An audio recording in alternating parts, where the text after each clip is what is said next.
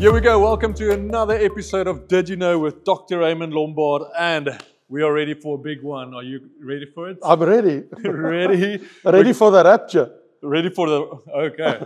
If it's today, good luck. I'm ready. We're ready for it. And last week we ended on a good note, and I actually said there's going to be a few things we're going to speak about. So we're going to get straight into it. So if you watched last week, or you didn't watch last week, if you watched last week, you would know what I'm saying.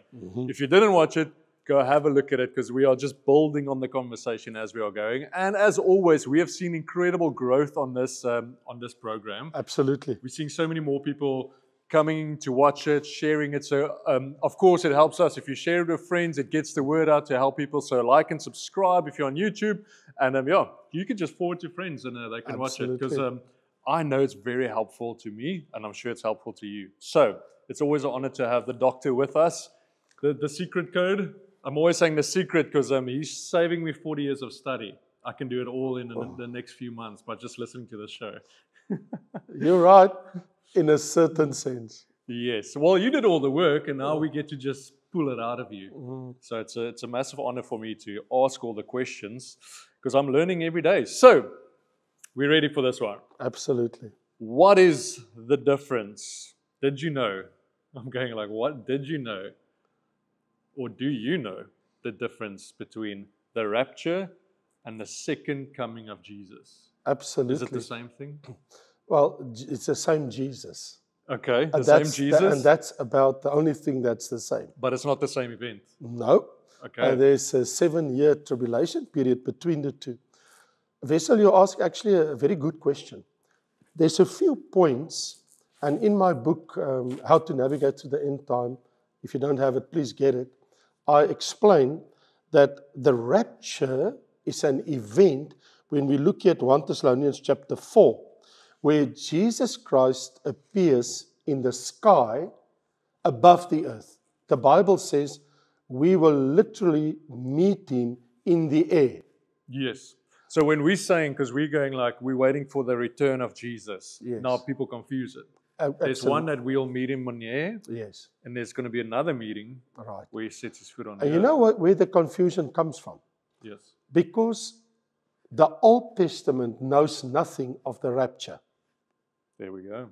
Because the church was a mystery in the Old Testament. Yeah. So all the verses you've ever read about the coming of Jesus Christ, if it wasn't his first appearance to die for us on the cross, there's much more verses in the Old Testament about his second coming back to earth.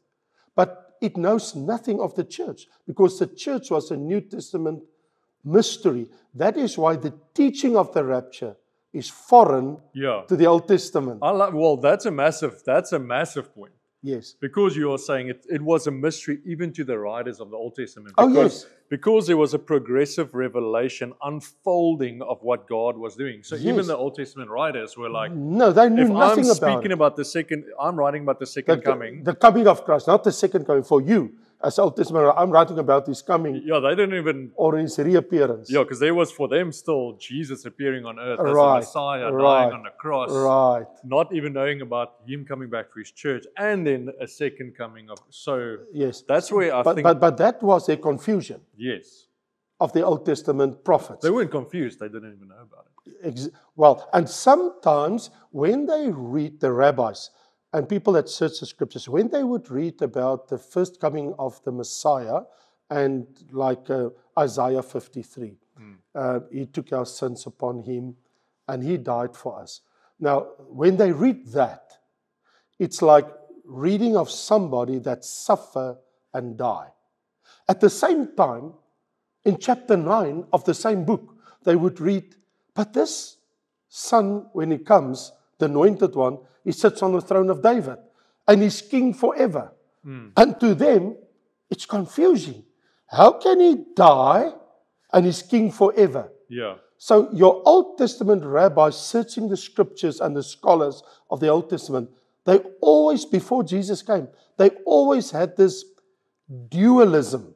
There's two sides of the same coin. Okay. The two faces of the Messiah. The one shows he suffered. He's a suffering Messiah. And the other one, he's the king, the anointed king. Yeah, triumphant. Yes, and they could never put it together.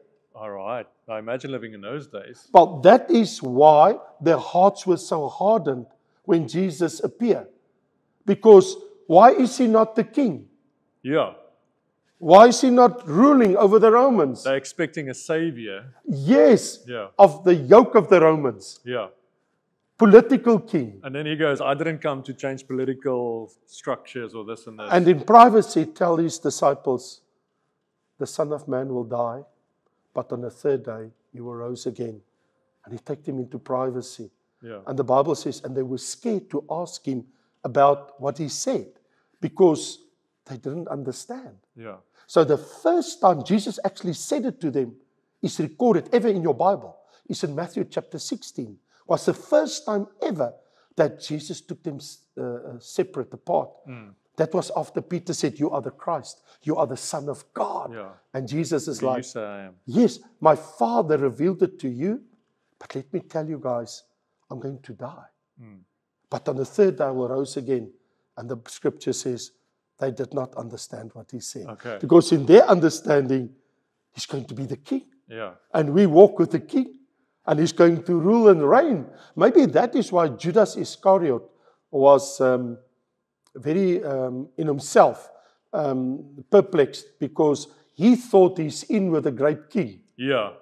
And he's not taking And up. then it's like, it's this humble guy. He's a servant. He said, this can't be the king. Yes. And maybe that's where he had his doubts. And the devil could work in his heart. Yeah. Yes, yes. So, but back to where you said, where you asked your initial question, the rapture versus the second coming of Christ. So I made a comment earlier, Wessel, and I said to you, so from a New Testament perspective, you really need to understand this, because Wessel just now said it's a very valid point I made, because, and I want to emphasize it.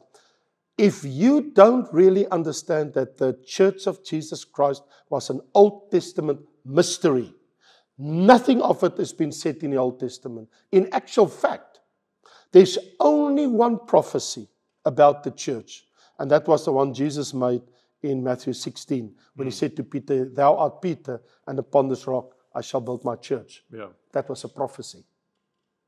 Okay. Jesus prophesied to him, and I will make you the head of it, Yes. of my church, meaning the lead apostle, because Jesus is the head of the church, but physically on earth, Peter would be the one. He said, you will be the rock upon which I will build my church. So here's a very, very interesting thing.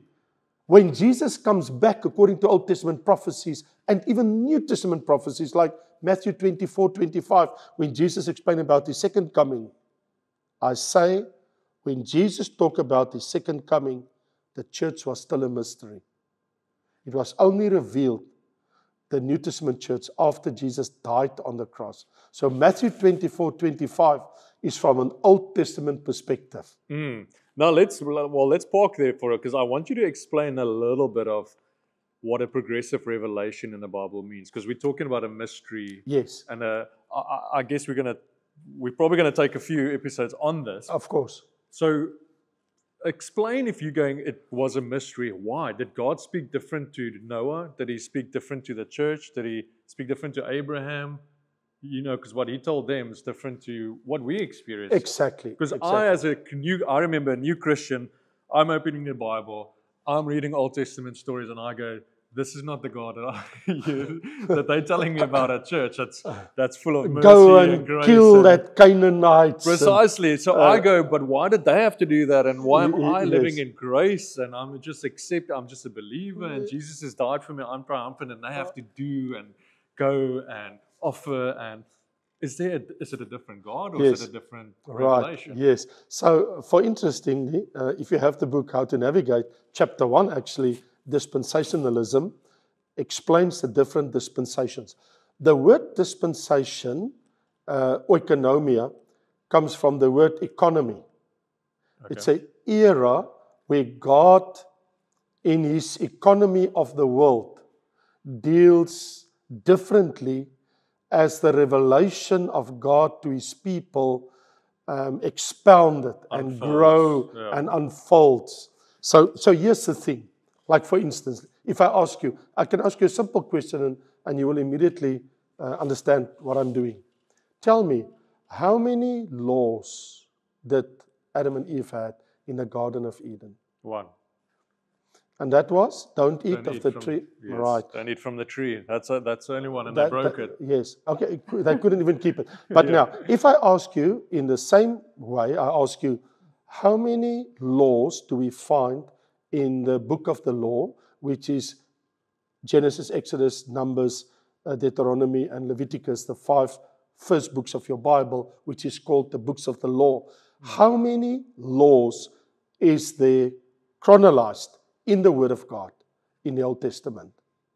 Over 600? Yes, 613 to be exact. That's You're on, quite right. that's on top of the 10 Commandments. Well, 10 Commandments, if you take it all down, 603. So where did the extras come from? Because God gave Moses the 10. Yes. And then the people, did they just go add something? No, Did no, no, God no. It's speak it to them? no. It's all there. God said to Moses, when you can't eat of this, he made it the law. Oh, and then you have to, And then he wrote it down. And so God appeared to Moses and he speak face to face, man to man with Moses. And he had to write everything down. was that during the tent of meeting? That's it. Okay. And that happened in a time in the desert. Everything was written down in the 40 years in the desert. Everything. Because I always thought they just kept on making laws themselves. No, to no, keep, no. To keep themselves. No, on no, no, track. no. It was the law of Moses. Then he died. Okay. It was done. Yeah. So that is called the books of Moses or the books of the law, Yes. which is the first 5 books. 613 laws, 10 of them, of the 613 is the 10 commandments. So if I take the 10 commandments out, there's still another 603. So Jesus died for us, fulfilling the law. But now, here's the point. In the Old Testament, they would read of the Messianic kingdom. When Jesus comes and put his feet on the Mount of Olives, like in Zechariah chapter 14, verse 2 and 4. When he comes one day, he will stand on the Mount of Olives. Okay, so there we see our first difference. Because you said the first one, the rapture will be appearing in the sky. You see? And now you're saying the second coming. Is that he appears there. But now, here's the problem. You asked me about the dispensations. Yeah. What is the difference? So the difference is, like what God told Adam and Eve, they know nothing about Jesus Christ and his crucifixion. They know nothing about the laws of Moses. So what would we call them living in the Garden of Eden before they sinned? Yeah. So we would call it a time where they knew no sin. Okay. So if there was no sin, Yeah, they didn't even know about sin. right? So what happened the moment they sinned? It seared their conscience. Okay. They immediately go and hide. Yeah. So how would God direct them after that? By way of their conscience, All right. to tell them what is right and wrong. Okay. So they know instinctively now that was very wrong, Yes. because I can't do that. So there was a time where there was first a time of innocence before sin, innocence. Suddenly we move into a time of conscience where why did Cain and Abel bring their offerings to the Lord? Because of their conscience, they were seeking God. All right. And Cain would bring of the fruit of the land, not acceptable, but Abel bring a lamb, a blood offering, that was acceptable to Yeah. God. So Would they have known what was acceptable, or was it according to their conscience? I do believe that their dad would tell them, Adam would share with them, Okay. because, I mean, God killed the first animal Yes. to make clothes for Adam and Eve. Okay.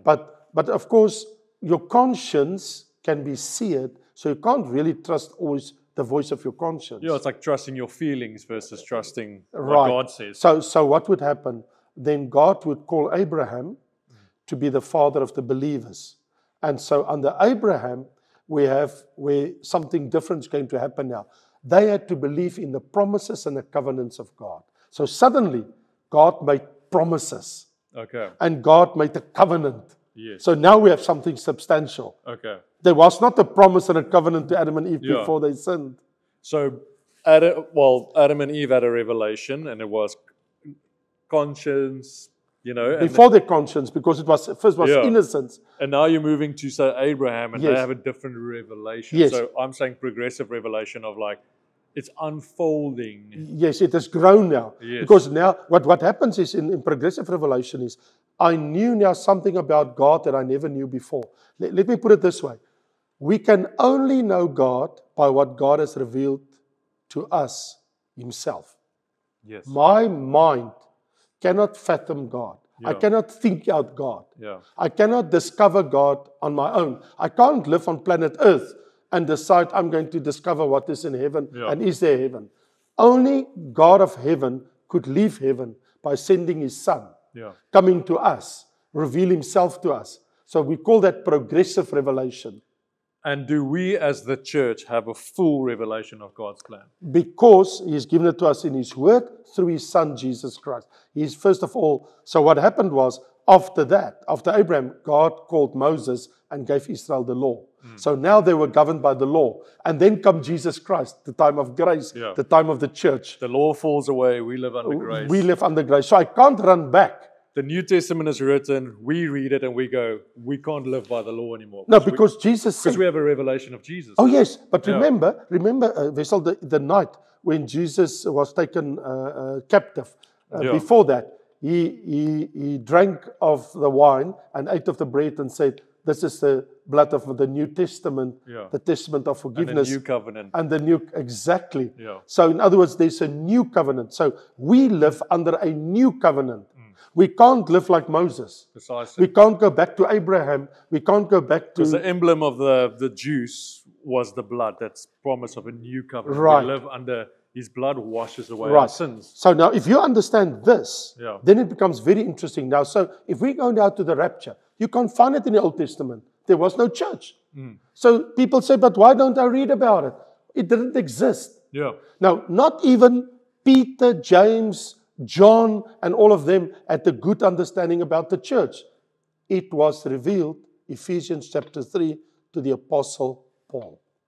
All right. He got the great revelation. And in his 13 letters, he was the one man above all in the whole world, this Jewish rabbi, Paul, that came to know Jesus Christ. Yeah.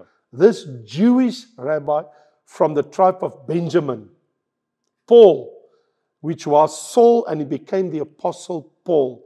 He had the wonderful revelation given to him. Like John had the wonderful revelation, the book of Revelation. Paul had this incredible revelation of what the church is. Wow. So in his 13 letters, Yeah. we discover what the church is and the hope of the church, Yeah. the rapture. He could explain it like nobody else Wow. because he had the revelation. Yeah. So suddenly we have the New Testament scriptures, like the book of 1 Corinthians 15, 1 Thessalonians chapter 4, explaining to us, revealing to us that when Jesus comes, He will come for His church, not for Israel per se. That is on a later stage. So the second coming is for Israel. The first coming, the rapture, is for His church. So that is another very important point. Who does He come for? Exactly. He comes for the faithful. Those that are in Christ. You remember we read it last week. 1 Thessalonians 4 says, those that die in Christ, fall asleep in Christ, and those that are in Christ when He appears. So He comes for those that are in Him and died in Him In Christ, meaning had faith in Christ. before they The died. faithful. Or Yeah. faith right now. Yeah. So in other words, yes, very interesting. So when He comes for the faithful, but when He comes back, He comes with the faithful, because according to Thessalonians and Jude and the book of Revelation, many of the church will come to reign with Him. All right. He don't come for them. They've been 7 years with Him in heaven. So in the second coming, Jesus sets His foot on the Mount of Olives. Yes. Does the whole church come with Him, or is there something He first needs to do before we come? Okay, so first of all, Revelation chapter 19 explain all the armies of heaven following on horses. That is angels. Because Alright. we are not the army to come and fight and kill people Okay, so that's a at whole other Armageddon. story, what's going to happen at Armageddon. But what I'm saying is, you talk about coming with Him. Yeah. What the Bible explicitly says, what's coming with Him is the angels that will fight with Him this fight at His second coming. But it includes Revelation 3 and Revelation 20 and other places with his saints to come and reign for 1,000 years. So we have to come, those that are going to reign. You say, the whole church? No. Only those that receive crowns, to answer your question. All right. You said, is everybody coming? No. 10 billion people or 7 billion people is not coming with Christ to come and reign over maybe 4 billion people that's left over on the earth. Everyone will have one person to reign over. So season 1, we spoke into depth about the crowns. Exactly. Those who receive it, those who will reign with so Christ. If you go back to season 1, you can go and read about the crowns. Yeah, The really interesting for you to understand that. Okay, so we established the rapture is appearing in the sky, coming for his church. Jesus coming for his church. Yes. The second coming, Jesus setting his foot on the Mount of Olives. Who does he come for? For Israel that are in a very, very difficult situation, a situation of life and death. Okay. Because the Antichrist, with all the goat armies, to wipe them off the face of the earth. Yeah. 2/3, Zechariah has already been killed at that moment. 1/3 is left over on earth, and they're about to take them out. Yeah. And they're all crying to their Messiah to come and save them. They're not going to make it. It's over. Yeah. And Jerusalem has now been trampled. The temple is desecrated. All the millions and hundreds of millions of armies has flooded into the northern part to Megiddo and to the Kidron Valley and to Edom, where many Jews has flee during the last 3.5 years. Remember, in the middle of the 7 years, Satan is cast out of heaven with all his angels. Immediately, he empowers the Antichrist. And the Bible says in Revelation 16:16, 3 spirits, demon spirits, demonic spirits, out of the mouth of the beast, Antichrist, out of the mouth of the dragon, the devil, and of the mouth of the false prophet, go to all the nations to bring them to Israel, to take Israel out. So, to answer your question, at that very, very moment, Jesus comes in his second coming to save the remnant, those that are left. Yeah. Otherwise, the whole of the nation will be killed. Okay. The remnant meaning everybody who was not Christians by the time of the rapture? No. The remnant meanings at that moment, those that's still alive on earth. Okay, so those who survived the Survived the 7-year tribulation, survived the Antichrist, and some of them would be Christians, but then they will be martyrs, most of the Jews. They become martyrs. But I mean, not every martyr will die. Yes. You know what I mean? So there will be Israelites that accepted Jesus, and before they are killed, Jesus will come. Yeah. But the nation as a whole will not be saved.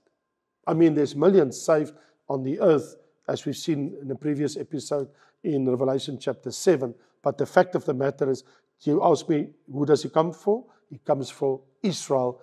So here's a very important point, Wessel. When Jesus comes, he comes to Jerusalem. Yes. When he comes for the rapture, only into the sky. No mention of Jerusalem. Is the Mount of Olives in Jerusalem? Right opposite the walls of Jerusalem, a few hundred meters from the city. When you stand on Mount of Olives, and I said one day I'm going to take you there next year. So here's the thing, it's time for you to go. So Mount of Olives, if I stand on a Mount of Olives, in actual fact, it would be wonderful to show people a picture of the Mount of Olives. And when they see the picture of the Mount of Olives, you see the Kidron Valley and Gethsemane, the garden, right in front of you, and you see the Kidron Valley. Yeah. And as you go up the Kidron Valley, right in front of you, a few hundred meters, you see the wall, the eastern wall of Jerusalem, and it is closed, the eastern wall, because it says, the rabbis say, the Messiah will be the first to come from the east gate and walk through the east gate. So they cemented the east gate, they built it close so that nobody can enter from the east gate. Okay. It is sealed. They say the Messiah will be the first one to walk through that wall. Sure. It's amazing. And then you see the wall, then you see the Iron Dome, and you see the Temple Mount right in front of you, and the city of Jerusalem. Wow. So it's right in front of you. So when Jesus would sit on Mount of Olives and he would speak to his disciples, they would look directly on the Temple Mount and even look at the temple. Yeah. Few hundred meters, like 600 meters, 400 meters, 500 meters in front of them there, right there. Amazing. Yeah. Well, we would have some of the photos or videos up there for you to see that. So that is amazing. Yeah, I love it. But it's a wonderful picture to see. Yeah. You know, so, I mean, I spend many times in my life in the morning, woke up at 6 o'clock, 5 o'clock, go and sit on the Temple Mount, on Mount of Olives, and I wait for the first rays of the sun to fall on Jerusalem, the east, and the glow when the first rays of the sun hit the dome of the rock, and you see this beautiful city. It's incredible.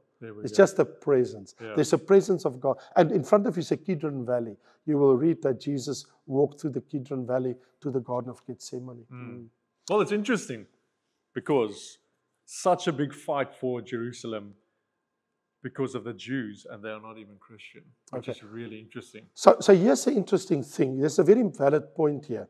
When the rapture takes place, it means that believers are taken away from the earth.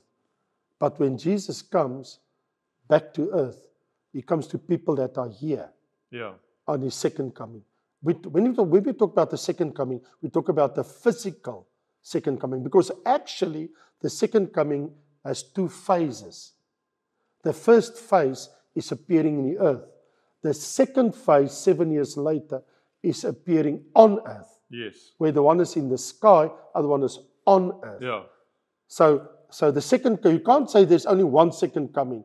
The second coming of Christ has got phases. Yes. And that's where the whole confusion is, and that's why we're speaking about it. And we still have so many points on this and time is out to make it I know. more clear for us all to understand it, which is amazing. So next episode we're going to continue on this, the difference between the rapture, the second coming. Is it all the same? Yeah, that will solve a lot of questions that people have. No, it's super helpful. And because it's very current, like I said just now, because we're looking at everything happening in Jerusalem. And I have people asking me, why are we so about, as Christians, why are we involved with, the Jews or Jerusalem? Well, Jesus died in Jerusalem. Well, and we're going to get to all Abraham those offered Isaac in Jerusalem. Yeah. The second coming is about Jerusalem. Yeah. We're going to live forever in the new Jerusalem. So, I mean, it is about Jerusalem. Yeah, really interesting. Okay, so that's all the time we have for this episode. In the next episode, we're going to continue on this. I know it's been helpful to you. There's so many more that we're going to go through here for us to fully understand and get to grips or get clarity on the differences. And thanks, Dr. Ray. Pleasure. Until next time. We see you there.